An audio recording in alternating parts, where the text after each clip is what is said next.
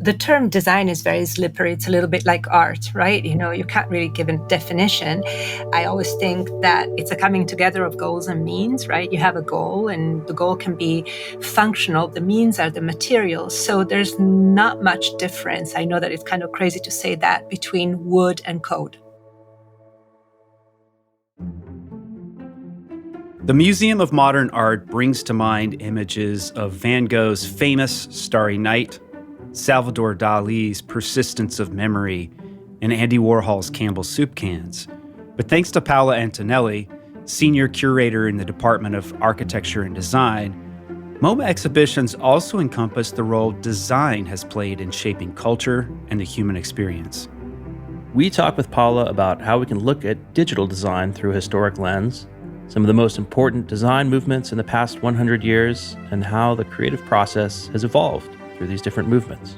We also talk about the history of the @ symbol, which is in MoMA's permanent collection, why craftsmanship is necessary to experimentation, and some of the current challenges that she sees in design education.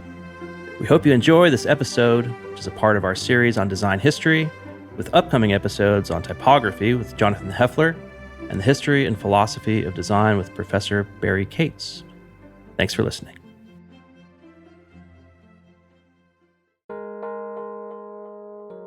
We'll return to the conversation after this quick break. I've worked with lots of search firms, both as a leader searching for new talent for my teams, and as an individual exploring new steps in my career. But I trust none more than Wirt & Company. Since 1995, Wirt & Company has been the design community's most trusted search firm, co-founded by a designer and led by a CEO who has in-house operational startup experience. Wirt & Company is guided by the principle that creative leadership is essential to business success. They've helped some of the most admired brands from early-stage startup to Fortune 500 build world-class creative teams. We're talking about companies like Airbnb, the New York Times, the Four Seasons, Notion, Figma, Google, Cartier, and Fair. Not bad. If you're looking for a partner to help you find the right person for a critical role, look no further than Wirt & Company. And if you're looking for your next design leadership role, Wirt & Company will guide you through the process as a friend and a champion throughout your journey. They take the time to get to know you, to understand what you need professionally and personally. Whether you're looking for your next role or your next team member, Wirt & Company can help you find a meaningful relationship. Visit wirtco.com to learn more and get in touch. That's WERTCO.com. Support for Design Better comes from Gusto, who make running a small business easy. Get 3 months free at gusto.com/designbetter once you run your first payroll. Running a small business is hard work, especially all of the payroll, quarterly tax filing stuff, and HR things. I'd rather be focused on my business and my customers than dealing with the administrative duties. But Gusto makes it easy. They automate the complicated parts of running a business. With Gusto, I never miss federal or state payroll tax filings, and I love the time off requests and time tracking tools. Gusto even offers a small group health insurance option for nearly any budget. When you run into issues you need help with, their HR experts are ready to help. It's a very well-designed product, easy to use, and great emotional design that will put a smile on your face. Design Better listeners get 3 months free once they run their first payroll. Just go to gusto.com/designbetter. That's gusto.com/designbetter. And now, back to the show.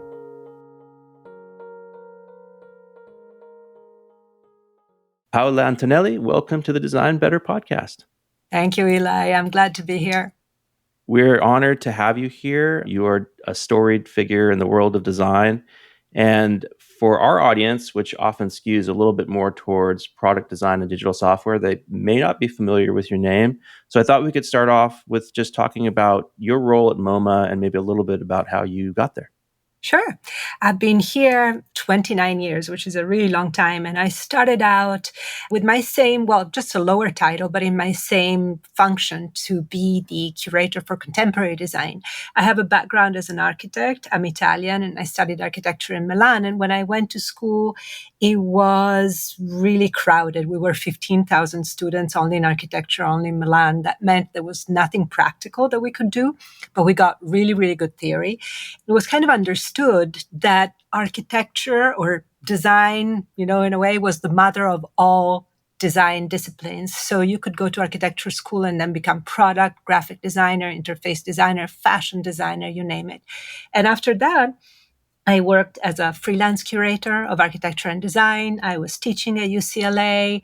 I was gallivanting back and forth, and I was a freelance curator until I saw a post in a magazine announcing the job opening at MoMA. And so I answered a post in a magazine. That's how it went. That's fantastic. And through your work at MoMA, I'm sure you're exposed to the canon of design, essentially, all the history and the foundational parts of design. I'm curious, how right now can we think about how that applies to maybe our work if we're working in digital design? And how do we think of going forward? How would we think about collecting and curating those types of works of design? The term design is very slippery. It's a little bit like art, right? You can't really give it a definition. But the truth, I use one for myself. I always think that it's a coming together of goals and means, right? You have a goal and the goal can be functional, but function is also very subjective, right? You could think that the Tamagotchi is a functional object, but what's the function of the Tamagotchi besides just like inserting anguish in your life? But if you start thinking of design that way, you can go back to the first wheel. You can go back in time and really think of design also as creating the tools for agriculture or even just, spears to hunt and gather animals. And if you always think of this idea of goals and means, the means are the materials. So there's not much difference. I know that it's kind of crazy to say that between wood and code, right? In a way, it's the means to an end. So I feel very comfortable going from brick walls to wooden furniture to code, both in my mind and in my function and career here at MoMA. So how do we collect design? Well, it's about having a strong viewpoint and then pursuing that viewpoint in your collection. So if your collection, you have to kind of declare your cards, right? So if your collection is a collection of digital design, then you stick to it. If it's a collection of furniture, you stick to it. In the case of MoMA, it's a collection of contemporary design, therefore all its different aspects. And because we have that attribute in the title modern, we can get away with being more selective and opinionated than, say, the Smithsonian, which gathers and collects culture and cultural artifacts. I'm not even talking about Cooper Hewitt, but the Smithsonian in general. So it's very important to understand the personality and the goals of a collection. And it's important for the curators to state them clearly. And then the public should hold them to it. Are there particular values that you and colleagues at MoMA have articulated about how you want to present design and architectural history? And then are there constraints? There's some physical constraints to what can be presented and how things should be presented. One thing is the intellectual statements. There's been so many. MoMA was founded in 1929, and architecture and design were part of the museum since the beginning because the whole museum was founded on the model of the Bauhaus, which was about all the different creative disciplines coming together to make a better society. So it went from architecture to painting and sculpture to design to stage design, set design, and costume design. So it was really part since the beginning.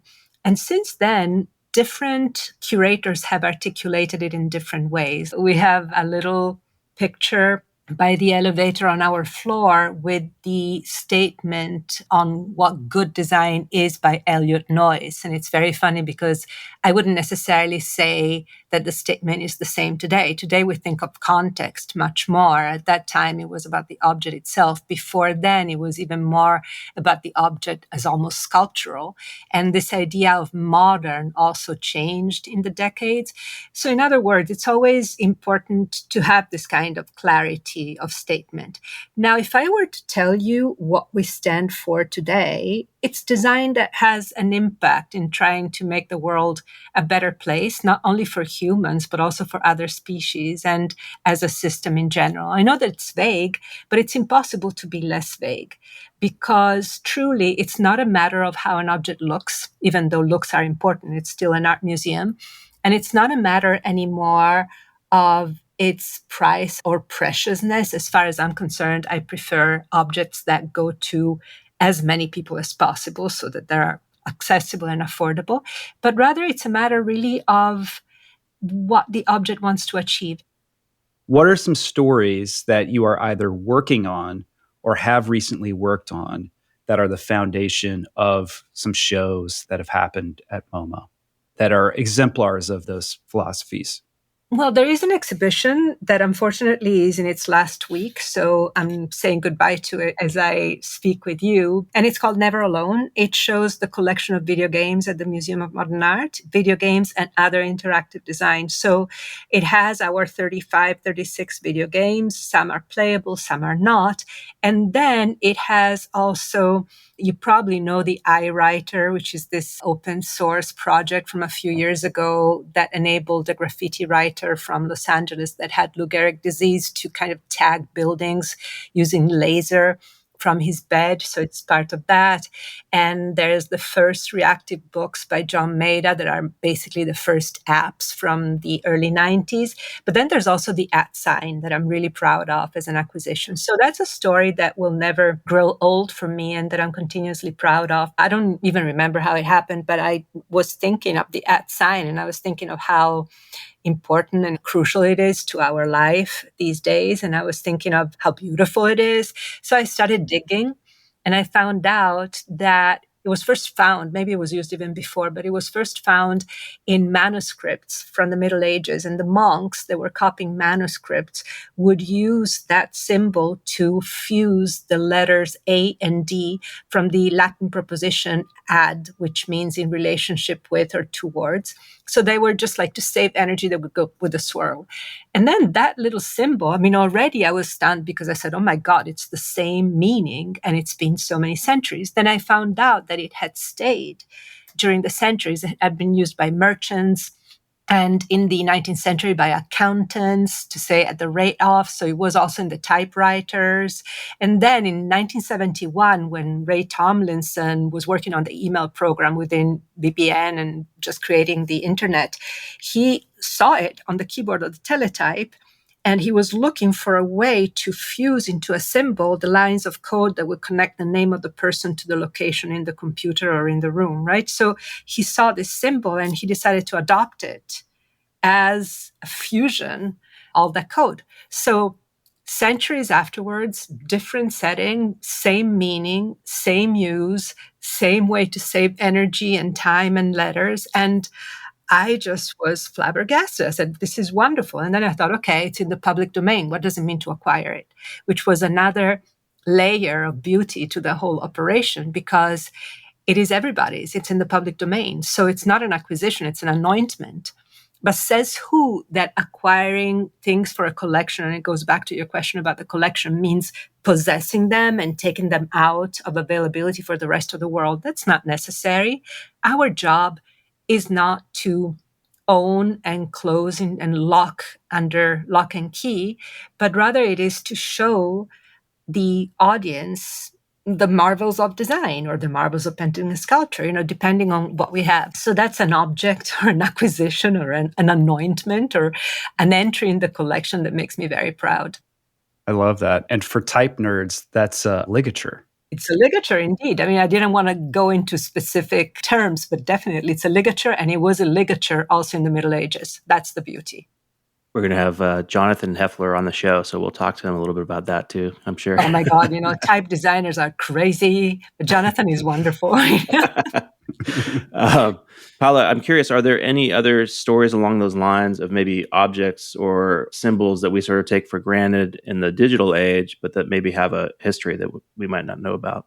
That is the purest. Then there are other symbols that we have acquired. We have acquired the Creative Commons symbols. And in that case, it means having an agreement with Creative Commons, right? So having it in the collection means having an agreement. We have also collected the on-off sign, and we discussed with the about that. And we usually show the sign, even that is on display right now. We show the sign stenciled on the wall, and then we have a video next to it that shows when the circuits needed to be open and closed, the 0 and the 1 coming together into the one symbol. We have I Love New York.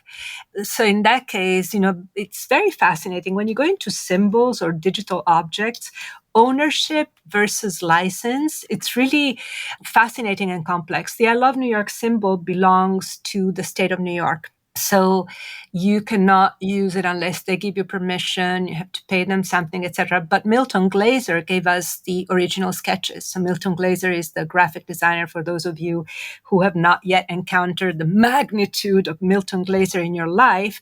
He was the man that in the 1970s sketched the I Heart NY on a piece of paper, actually a napkin, the proverbial napkin, to help the state of New York, and in particular, this great advertising company run by a fabulous woman, Mary Lawrence Wells, to help them help the governor of New York kind of redesign the image of New York, because New York was in really dire straits at that time, and tourists didn't want to come anymore because of crime and dirt and sanitation department strikes, you name it.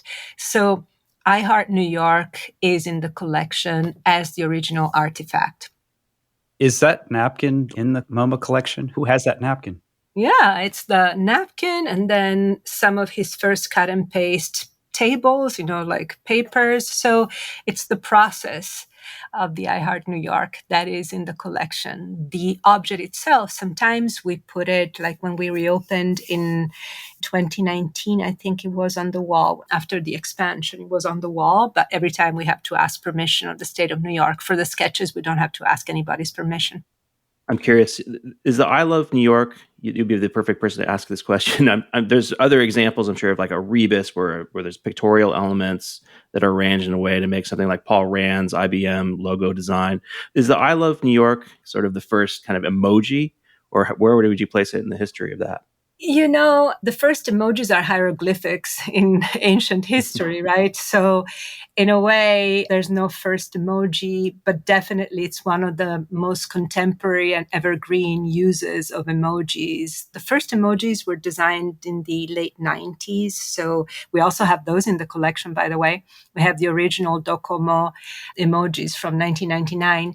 But of course, symbols existed even before that. So no, we can't say that I Heart New York is the first emojis, but definitely it's one of the most famous.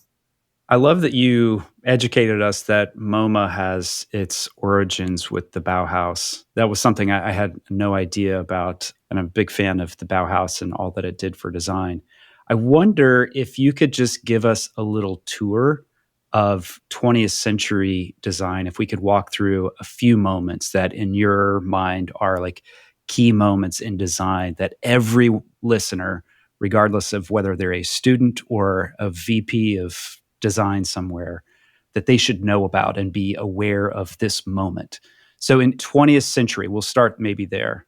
It's not an easy feat at all. I see guitars and other music artifacts on your walls. It's as if I were asking you to give me a tour of music in the 20th century. So everything that I will say will not be enough. And also, everything that I will say is sadly very Eurocentric and very white male dominated, because that's how I was educated. And many curators like me are right now trying to rebalance our education and also our collections. But the Bauhaus is already way into the 20th century. Before that, I would like to go probably in the 1860s. That was a very important decade. Not only was it the decade of the Expo in London at the Crystal Palace, it was also the anointment of industrial design. Before that, the champions of the arts and crafts movement in the UK had already started thundering against industrial production and trying to also save the crafts. But I'm going to just give you points because otherwise we go on forever. But in the 18th century, the Industrial Revolution, the Crystal Palace, and the Expo in London at the same time, arts and crafts, and the Shakers in the United States. I think the Shakers are very, very important. Then you move to the 20th century, the beginning, there's a lot of organic design. There's the episodes of the Secession in Austria, of the Art Nouveau in France, and Liberty Style in the UK, and also over in the United States. So this kind of organic aesthetics. The ones that are important to me, the Bauhaus certainly was. Then a lot happened after World War II.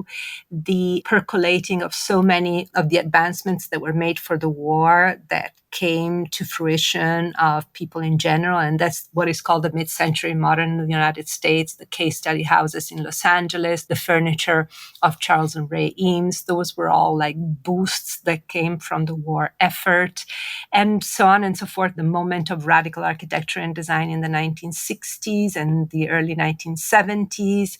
But it's a whole universe, and it's impossible to sum it up in just a few minutes. I just want to send this message to your audience. Design is one of the, if not the most important creative endeavor that humans have.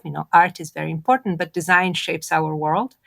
So it's necessary for people to have knowledge of it. So I really do hope that you will be more curious and that you will find enough materials to soothe your thirst for it. One theme that seems to be recurring that I'm always fascinated about in design history is this tension between man and the machine, the humanistic approach to work and mechanistic control of things that seems to be reigniting and playing out right now as artificial intelligence and sort of human craft are at tensions again. But you talked a bit about the 1860s and industrialization, and there was a pushback with the arts and crafts movement where, let's return to something that's handmade, something that is special and has a spirit to it, that there is something special that we perceive as humans, that in designing and crafting things by hand, we feel a connection to it, to that object, but also to one another. How do you think about what's happening, what's playing out today, this person versus the machine balance with technology and modern day design? What's happening in AI is really fascinating, and it is a coming to head of this tension. But the funny thing is, it's not really happening in the world of physical design, quite the opposite. When I came to MoMA, I was 94, and in 95, I did an exhibition that was called Mutant Materials in Contemporary Design, which was all about these materials, new materials like carbon fibers. I mean, at that time it was new, or aerogels, all of these different new experimental materials. The funny thing is, I discovered at that time that the more advanced the materials, the more you need crafts, the more you need handicrafts, because the machines to work them do not exist yet. So craftsmanship is necessary to experimentation, even with advanced technologies and materials. And the same is true today. There's a real deep attention to crafts because it gives us ideas of how to work materials and technologies. And just a few days ago, I saw this beautiful example of 3D printing. There's a lot of 3D printing of buildings. There's a nozzle that lets the slurry of cement or whatever other materials be positioned in the right shape. And I saw this beautiful adaptive reuse of old homes in a rural community in China that were recuperated by integrating them with parts that were instead 3D printed. So it was just such a beautiful way to show how the two came together. Or the work of Yibe van Schibbe, who is this young designer in the Netherlands that we're going to have in the next exhibition that I am preparing, that is going to be about materials. He found a way to adapt a 3D printer so that it can knit a toothpaste of ceramics or toothpaste of different kinds. So at the end, you have this knitted 3D printing with enough imperfection as to bring back a humanistic quality, even though it's a 3D printing machine. So designers that actually make objects are very fascinated by the coming together of imperfection, the imperfection that comes from the human hand that makes it so that you can feel that an object really belongs to you, and instead the economy and the exactitude in some ways of 3D printing. But what's happening in AI is very, very serious, and definitely that's a discussion that needs to be had. In the world of three-dimensional design, there's much more harmony, I would say. We'll return to the conversation after this quick break.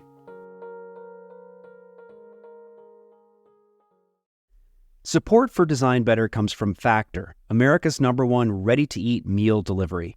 Design Better listeners can save 50% on their order at factormeals.com/designbetter50. Use the code designbetter50. You know what happens at my house when things get really busy? In the evenings, we turn to takeout, which can be expensive and it's not very good for our health. Lately, we're making a better choice at crunch time. We turn to Factor for chef-created, dietitian-approved meals that are ready to eat in just 2 minutes. We like the flexibility of Factor too. You can change your order up every week with plans from 4 to 18 meals per week, or you can pause or reschedule your deliveries at any time. The meals are so tasty. My wife and I are huge fans. And I like their smoothies too, which I find are perfect for a quick, healthy breakfast. Factor can help you eat well and feel good while focusing on your career and your family. Head to factormeals.com/designbetter50 and use the code designbetter50 to get 50% off your order. That's code designbetter50 at factormeals.com/designbetter50 to get half off your order. Support for Design Better comes from Gusto, who make running a small business easy. Get 3 months free at gusto.com/designbetter once you run your first payroll. Running a small business is hard work, especially all of the payroll, quarterly tax filing stuff, and HR things. I'd rather be focused on my business and my customers than dealing with the administrative duties. But Gusto makes it easy. They automated the complicated parts of running a business. With Gusto, I never miss federal or state payroll tax filings. And I love the time off requests and time tracking tools. Gusto even offers a small group health insurance option for nearly any budget. When you run into issues you need help with, their HR experts are ready to help. It's a very well-designed product, easy to use, and great emotional design that will put a smile on your face. Design Better listeners get 3 months free once they run their first payroll. Just go to gusto.com/designbetter. That's gusto.com/designbetter. Support for Design Better comes from Uplift Desk, who help you work better and live healthier. Eli and I log a lot of hours at our desks, which can be detrimental to one's health if you're not paying attention to ergonomics. Uplift Desk offer high-quality, well-designed desks, chairs, and accessories to help you build an ergonomic workspace for home or work. Eli recently got a standing desk, and I got a human scale Freedom chair. I've been dreaming about this chair for a long time, and I finally got one. I've already noticed a big change in my posture with this chair, and my body thanks me for it. Eli is logging a lot more hours standing than sitting these days, and he can make quick transitions with the flip of a switch. We love Uplift Desk, and we know that you will too. Design Better listeners can get a special deal by visiting upliftdesk.com and use the code DESIGNBETTER at checkout for 5% off your order. You'll get free shipping, free returns, and an industry-leading 15-year warranty. Go to upliftdesk.com, use code DESIGNBETTER, and get 5% off. Design a better workspace with Uplift Desk. And now, back to the show.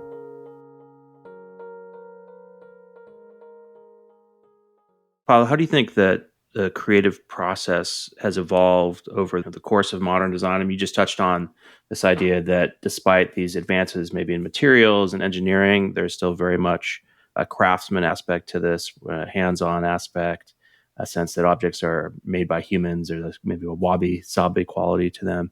But do you think along with that, the creative process has evolved, especially maybe as it relates to digital products? It all depends on how you think of the process, the creative process itself.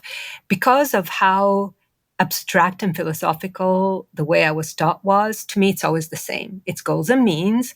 You declare your goals, you see what means you have at your disposal, and what you achieve with those means, how close you are to the goal, and with elegance, then shows if you're a good designer or not, right? So from that viewpoint, there's no difference in time or in material or in setting. But the truth is that it's wishful thinking. There's a lot of differences that happen, for instance, in design education. And design education does a lot to define then what the creative process will be. And I go to design education because I feel that it's a real big problem today how much design schools cost. Because when you go to design school, you should be able to experiment. You should be able to expand the possibilities of what being a designer is. You should make some crap, and some completely useless crap. The problem is students accrue so much debt that all they want once they get out of school is to be hired by a studio, a design office as big as possible that can pay insurance and help them pay the debt off. That's a big problem. I've seen schools in which enlightened professors were trying to start these projects, these courses that were more experimental, and the students rebelled because they wouldn't have the skills that they needed to pay down the debt. So that's, to me, the big problem. I think that when a discipline is creative, it should be protected a little bit from the despair of finding immediately a job instead of trying to build a career. So that's the biggest difference, I think. When it comes to code, because it's more portable, sometimes I have the illusion that it's easier for people that work with code, but truly it is not. It's exactly the same thing because the investment needs to be then repaid. I love that you just brought up code because this is part of the creative process. These are the modern day materials for a lot of design. In fact, we had Matt Mullenweg, founder of WordPress, on recently. And one of their taglines that's been at the bottom of all WordPress sites is code is poetry. And he thinks about code in a very kind of like the way that an artist thinks. He studied jazz as a high schooler, so he thinks like an artist. But there are folks like Casey Reese and others who have kind of pioneered this blurring of lines of art and engineering. How do you think about the technical side of people who are writing code and designing things that are influencing our lives? Like philosophically, they match those criteria of, how does good design shape our lives? Well, code shapes our lives on a regular basis. Well, it's funny you should bring up Casey because we've been friends for more than 30 years and I Oh, wow. respect him tremendously. Yeah, he's also our partner here at MoMA when the first ever NFTs that we did was with Feral File, with his company. So definitely you touched on the right person. Well, I just think like design, code can be good or bad, right? So I agree, it can be poetry or it can be good poetry or really bad poetry, right? So it's always important to remember that not everything is perfect. You need to learn. And also as a person, as a citizen, you need to be able to push back and to say when something is not good enough. So Casey is at the pinnacle of these artists and designers that use code, that think of interactivity, that think of how it expresses. For those of you who might not know, Casey was also one of the co-founders of Processing, which was this attempt to disseminate code to as wide an audience as possible so that everybody could actually have at least a spark to begin a digital project. So it was also generosity. It was not only talent and creativity, but also generosity on his side. So Casey is an idealist and a great artist and the kind of person that we need to push the field forward. Then there's not so high pinnacles and then there's valleys, right? And I think it's very important to be reminded of that because just like chairs or teapots, code is for us. I don't ever use the word consumer because I really detest it. And I think that words determine who you are. So we're citizens. But code is for us, just like chairs are for us. And I wish we all could understand better and feel better when code is well used and well deployed and elegant and generous and when not. Paul, I'm curious about the relationship between art and design. And to give some context, in the program where I teach, we used to have a very strong connection to the art program in the design program at Stanford when I was going through it in the 90s, especially through my professor, Matt Kahn, who kind of came out of Cranbrook and the Bauhaus sort of philosophy. But over the years, that relationship kind of weakened. And I definitely see in our students' work, occasionally they'll go out and get these things themselves, but sometimes there's sort of a lack of knowledge around the aesthetics of particular types of design. But what else is missing if you don't have a relationship between art and design, or what's important about the connection? It's such a good question because, design can never stand by itself, right? It always has to have other crutches. Like I went to the Polytechnic of Milan, so the crutch there was engineering. Not a bad crutch, but it always is with something. So it's either within engineering or it's within an art school. And in either case, you have some big shortcomings, which is interesting. So I think it would be so important for the people that set up programs to know that whatever is not available on campus should be fed, because designers need a diet of engineering and art at the same time. Well, it's really interesting because the problem is when you set design within an art context, there are some problems. There's this formalism that sometimes can become really apparent. There is a whole different market also, which is fascinating because you asked me what the difference between art and design is. Well, I used to tell my students at UCLA, once upon a time, they would ask me, I used to tell them the only difference between an artist and a designer is that an artist can choose whether to be responsible towards other human beings or not. And instead, a designer has to be by definition. That's it. No other form apparent, not the materials, not the setting. But today, I would also tell you that it's the market. I mean, I have long relationships with designers that decided to become artists because they could get more money, right? By being in the gallery circuit. So that's really a little fucked up, if I can say that. You know what I'm saying? It's really sad that you have to make that choice, but it's what we were saying before. Either you enter a certain sphere in which you produce products, or you produce art, and the in-between is not very easy to attain. I see things changing, though. I see things changing with Gen Zers being less committed to jobs and more committed to their own careers and seeking a different kind of freedom, also because they came into the world in such a complicated job situation. They don't have much occupation, so they just make the best out of it sometimes. Yeah, I love this conversation around the connection of art and design. And I have a background in painting and drawing. I went to Tyler in Philadelphia. And for me, it was really play was such an important part of the discovery process and the creative process in general. And what you described earlier of people going to college, taking on so much debt, there is inherently no room for play in that scenario. It's a very constrained scenario where there's no opportunity for discovery. We had Lisa Dimitrios, granddaughter of Charles and Reeves.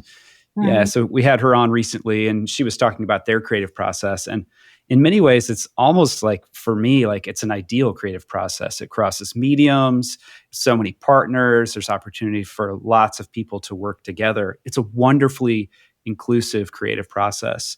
But in the middle of that is play. I'm curious, like, how you see that play out in some of the curation work that you've done. What's the role of play in design? I don't think about play that much, just because in a way I feel like I'm playing pretty much all the time, right?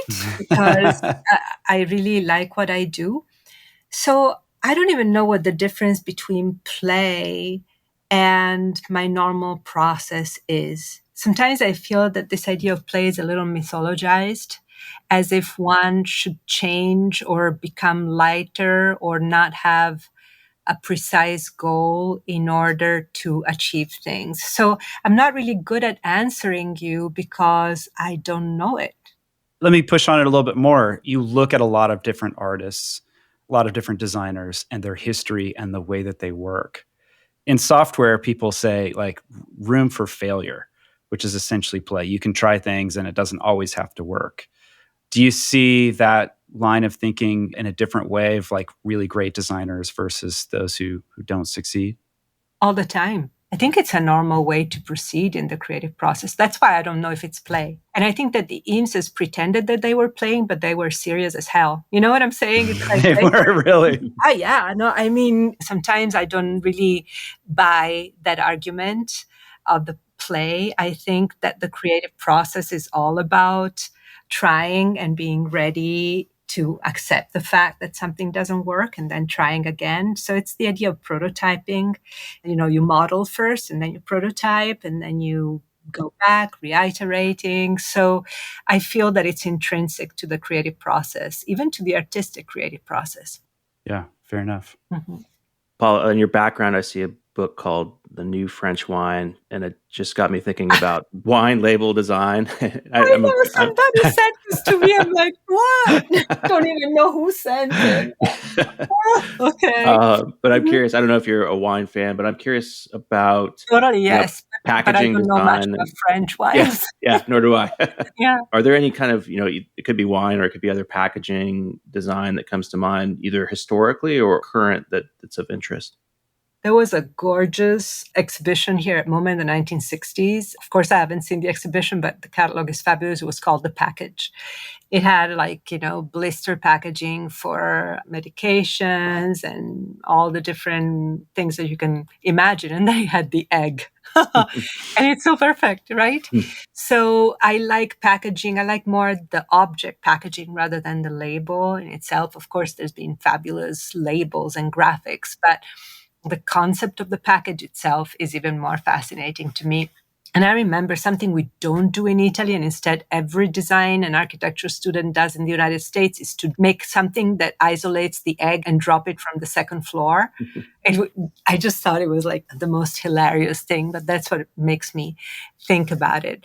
And of course, I love the evolution of packaging today, something that was not there in the 60s. But right now we have packaging that's made of mushroom mycelium and corn stalk. So there's also that evolution that I find incredibly interesting. Let's dive into this a little bit more and connect it to something you talked about earlier, which is responsibility in design, because this is becoming more and more of a consideration. How are you thinking about responsibility in design and telling that story? Because in your position, telling that story of responsibility can be very inspiring to young designers who can take this concept further. Oh my God, I've been doing it for decades, so it's nothing new, but I'm just thinking of some more recent exhibition. Like there was one called Broken Nature. There was the 22nd Triennale di Milano, and it was about the idea that we will become extinct. That's a fact. We have a little bit of control on the when, and we have a lot of control on the how. So the whole idea was to design a better extinction for ourselves and a better legacy so that the next species will not remember us as complete morons. So it was all about responsibility. Now, the exhibition that I am working on that will open in September is called Life Cycles. So there you go, cradle to cradle. And it's the idea of thinking of materials not anymore just about how they fit in the object, but rather where they come from and where they're going. So the whole life cycle of a material. Then another project that I'm involved in with my friend Alice Rossthorn is called Design Emergency. It's an Instagram platform, a book, and a podcast. And it's all about what designers are doing to be better citizens and to make the world a better place. In the past, I did a whole project about design and violence and how design can help prevent violence or unveil it when it's hidden. So as far as I'm concerned, design is one of the most important tools to be better and more responsible citizens, and one of the most amazing weapons against injustice and against inequities of all kinds, if well deployed. But I believe in it so strongly that I made it my life mission to try and tell how fabulous design is and how powerful to as many people as possible. That's great. Just for listeners, can you share URLs where people can find out more about Design Emergency? Sure. Design Emergency is on Instagram. It's design.emergency. And instead, as far as design and violence is concerned, if you Google MoMA, design and violence, you'll find it quite easily. And, just in general, Broken Nature, I don't even know if there's really a website. There might still be. I mean, we also brought the exhibition to MoMA, but there's also, with MoMA, we did a really lovely 4-episode podcast on Broken Nature. So if you Google MoMA Broken Nature, you'll be able to find it. I'm guessing one of the challenges you might have as a curator is how do you display these objects that are meant to be interacted with? And sometimes you can let people touch them. Like I'm guessing the video games, you can actually let them play. But in a lot of cases, there's a chair that's maybe of historical importance that has to be a little bit set off from your audience. How do you think about that, presenting these objects that are meant to be interacted with as part of their experience? We think about it all the time. It's really a catch-22 because when you have a museum like MoMA, it's 3 million visitors a year, so you cannot let people sit on the chairs. Even if they are chairs that you can buy, still, we would need to change them too often. My first exhibition, the one about materials, had objects that you could touch, but that was the first and the last because it was like really hell to keep changing the objects. So there's not much that we can do. I remember when the Design Museum opened in London eons ago, must have been like 35 years ago, they had a selection of chairs that you could sit on, but also they stopped doing it. Unfortunately, it's tough, but it's the only way that we can keep showing, keep preserving. And we're hoping that people will have a chance to try some of them, or at least to hear the description of how comfortable they are. Paola, what are you excited about in design right now? What's sort of caught your attention? Well, I'm excited by all of these interventions that are very local and that are very smart. I told you before about this Chinese countryside home that was replenished with 3D printing. Then I'm really excited about what the Luma Foundation in Arles is doing. They are trying to teach people to do objects with everything that they have nearby. So to give you an example, Arles is in the south of France and it's near Camargue, where there's a lot of salt. There are the salines there. They have done a new building in which the handles are made of compressed salts. The door handles, they're made of compressed salt. Not only because it's there, but also because it's antimicrobial. I love things like this. And everything is super elegant also aesthetically, right? So I'm excited about the projects. There's this young designer, Gabriele Fontana, and they have decided to use sports as a way to help society. So they're using a 3-parted field for football that was originally designed by a situationist artist, but they are also creating this game by which people keep changing teams. So they're wearing this uniform that has different layers, and the referee every now and then says, okay, change. And the kids have to peel off a layer, and all of a sudden they are in the other team, and one team has 3 people, the other 10. So it's a continuously fluid and dynamic game where you cannot be acrimonious in your competition because your enemy might become your friend in a second. And it's such a beautiful way of thinking of reality. I'm excited about people like them, that do not necessarily design chairs, although they might, but rather design new ways of thinking about the world and of building the world.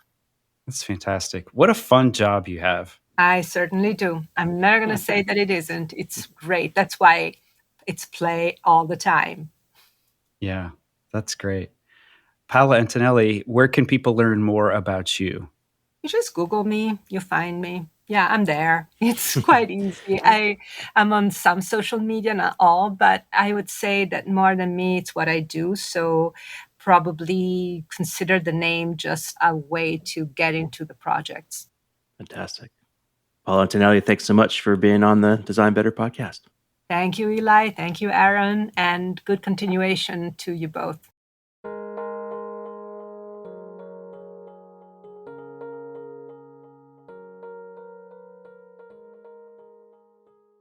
The breadth of territory that Paola has to cover in her role at MoMA is kind of amazing. And it must be a very difficult job to narrow down what's inbounds and out of bounds. And she sort of articulated that for us. I like what she had to say about goals and means.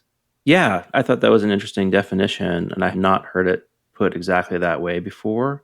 I think that is an important distinguishing feature between design and art. And she also, I thought, had a really nice explainer later on about her considerations around what is design and what is art, and that design considers people other than the creator in its creation, which is pretty powerful.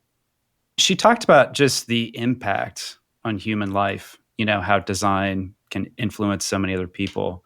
I've always thought of art when I was making art in my studio as a undergrad and graduate student and later after. Art was like a thing for me that I was making that I would share with people, and then they would have their experience, whatever that is. But I'm not really designing it for them first. I was designing for myself first, creating for myself, I should say. And design is the inverse. It's creating for others first and foremost.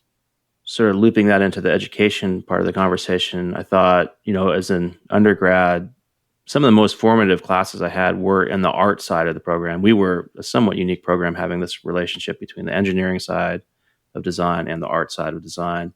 And for me, the art got me through the engineering, because I was relatively terrible at math and the kind of hardcore engineering stuff. But I love the art side. And, for the art classes, it was very much about experimentation. I mean, you were designing things. You would design a chair, you design a lamp, but then there were these other assignments like drop 3 strings on, a piece of paper and build up a composition out of that.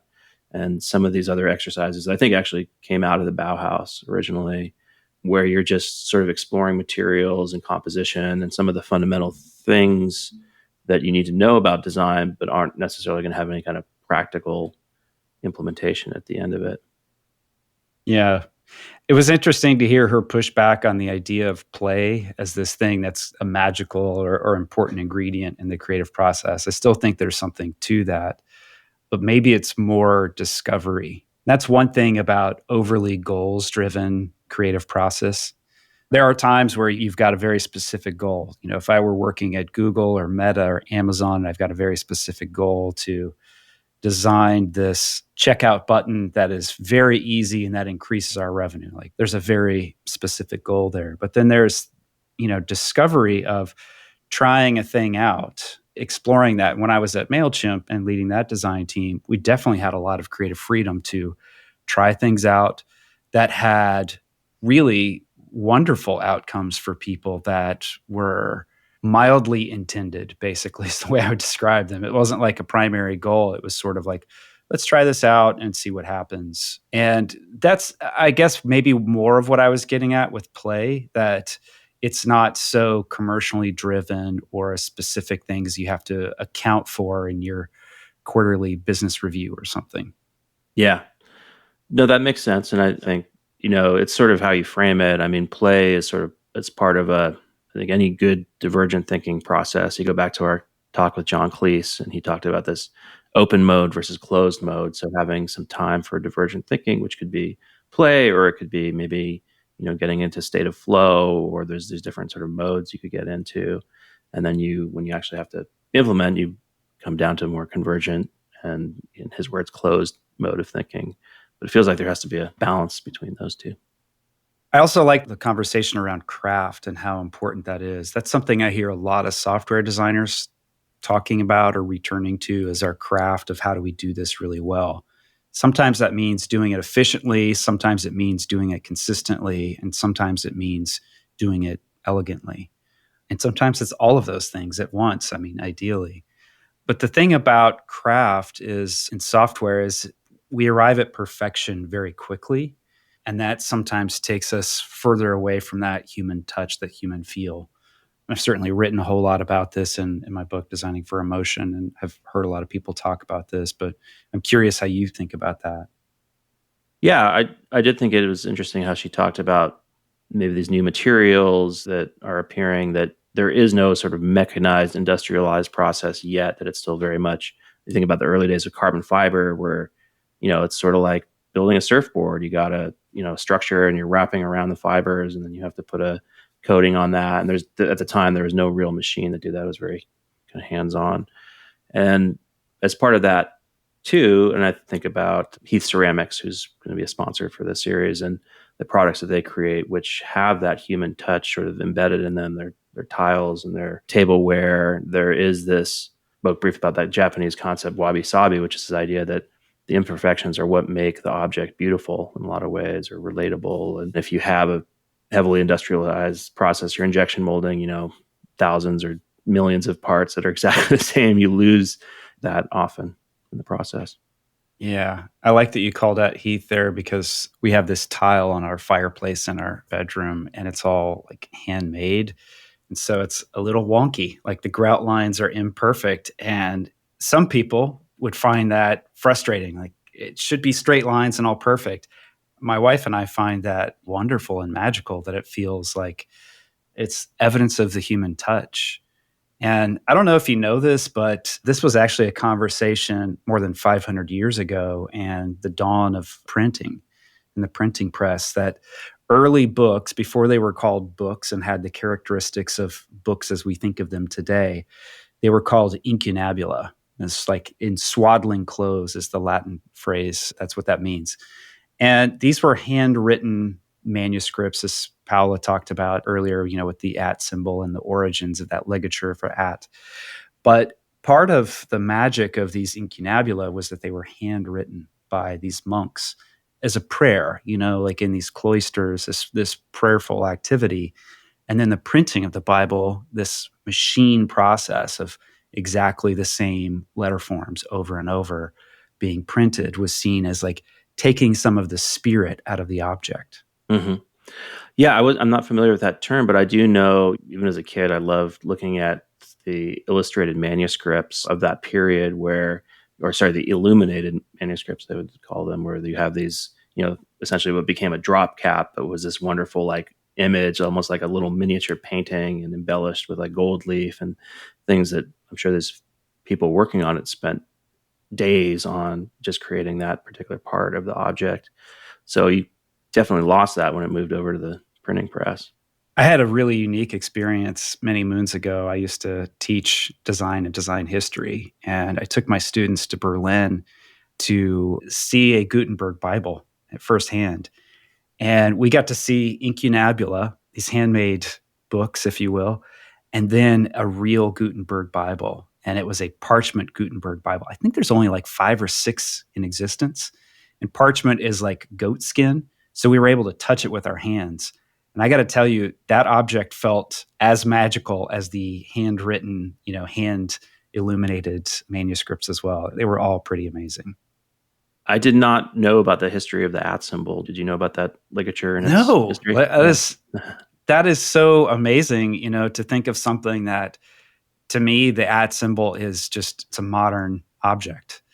It's so embedded in modern life. Your Venmo handle starts with an at, your email address, like these things that are how we do commerce and how we communicate. This character is built into it. And she's right. Paola's right. It's just like a really beautiful character. And I'm fascinated by transgenerational objects, things that can go from generation to generation and still have meaning. And I learned today that the at symbol is one of those things. Eli, what are some of your favorite design history books? Yeah, so I was looking at my shelf, and at least down here, I don't have any great sort of broad design history books, but I thought there's some kind of adjacent ones that I think are interesting and helpful for folks that are, want to understand disciplines around design and some historical implications. One of them is Edward Tufte's books, Visualizing Information. And the chapter that came to mind was the one where he goes through the Challenger disaster and sort of the graphics that he felt kind of led up to that. So I think it's a really neat book for understanding that how you design information has an impact. And I know you, Aaron, probably encountered that a lot in your COVID response work.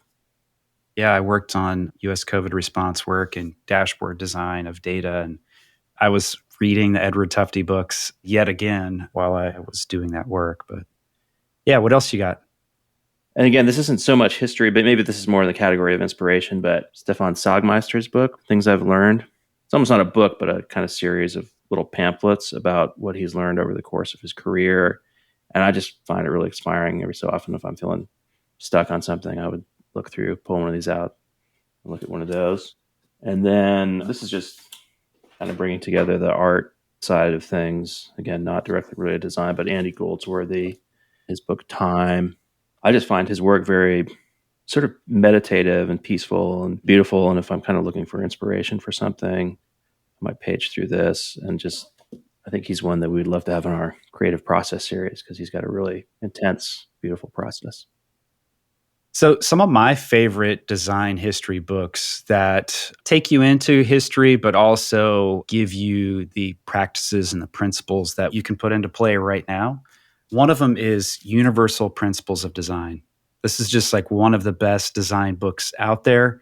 These are high-level concepts about design, things like constancy, closure, affordance, alignment, archetypes, etc. Really practical, useful stuff with lots of great examples in it. And then The Elements of Typographic Style by Robert Bringhurst. This is a book that when I was teaching, that this was required reading in some of my classes. It kind of was the canon of typography, a typographic layout for some time. And it's just still a wonderful book for reference that does also have some historical context for where these proportions and where these terms like leading and margins and so forth, where it all comes from. It's funny you mentioned that because I was looking for that book on my shelf, and my mom had just pinged me today because she thought that I had their copy of it. She was looking for it for some reason, and I thought I had my own copy, and now I can't find either one. But anyway, it came up in conversation today. It's a great book. Yeah. It's also a great object. I like the feel of that book. Mm-hmm. Well, that's a nice little short list of inspiration and history for folks, and we'll carry on. We've got some more episodes in this history series, so we're excited to share those. Yeah, and as Paola called us to do, we need to all dive deep into history. It's rich and complicated, and there's a lot to look at. And if you want to be a great designer, not just a good or competent designer, history is an important, essential part of your education. Eli and I love producing this podcast, but sometimes we find ourselves wondering, what sort of feedback does our audience have? How could we improve the show? Maybe you could help us by taking just a couple minutes to complete a survey, answering a few questions about your thoughts about the show, sharing your feedback, and telling us a little bit about you. To take the survey, just go to dbtr.co/survey. That's dbtr.co/survey. Our thanks in advance for completing the survey. It'll really help us improve the show. This episode was produced by Eli Woolery and me, Aaron Walter, with engineering and production support from Brian Paik of Pacific Audio. If you found this episode useful, we hope that you'll leave us a review on Apple Podcasts, Spotify, or wherever you listen to finer shows. Or simply drop a link to the show in your team's Slack channel, designbetterpodcast.com. It'll really help others discover the show. Until next time.